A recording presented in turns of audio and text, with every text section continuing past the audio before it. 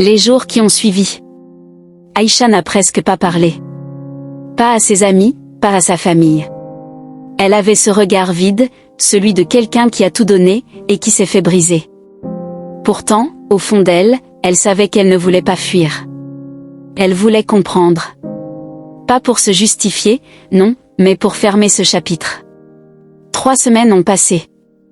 Puis, un soir, Aïcha a envoyé un message à Sira. « On peut se voir ? Juste toi et moi. Une dernière fois. » Sira a accepté. Elle avait peur, mais aussi honte.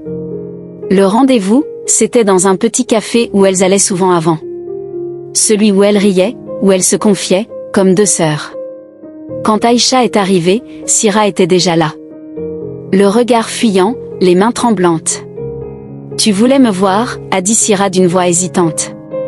Aïcha s'est assise calmement, sans colère apparente. « Oui. Je voulais juste savoir pourquoi. » Un silence lourd s'est installé. Je ne sais pas, Aïcha. Tout est allé trop vite. Il était là, il me comprenait, et je me suis perdue. Il te comprenait ? Aïcha sourit légèrement, mais son regard était froid. Il me comprenait aussi. C'est fou, hein ? Le même homme qui sait dire les bons mots à 2 femmes différentes. Sira baisse les yeux. Je ne voulais pas te faire de mal. Mais tu l'as fait. Et le pire, c'est que je t'avais confié mes peurs. Tu savais que j'avais du mal à faire confiance. Tu savais ce que j'avais vécu. Et tu l'as quand même fait. Aïcha respire un grand coup. Elle ne pleure pas. Tu sais, Sira, le pardon, ce n'est pas pour toi. C'est pour moi. Parce que je refuse de garder ta trahison dans mon cœur. Mais toi, tu vas devoir vivre avec ce que t'as fait. Chaque fois que tu le regarderas, tu verras mon visage.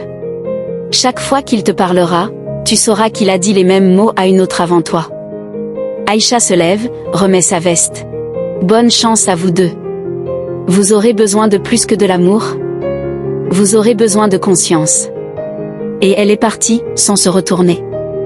Ce soir-là, Aïcha a compris que la vengeance, ce n'était pas de faire mal.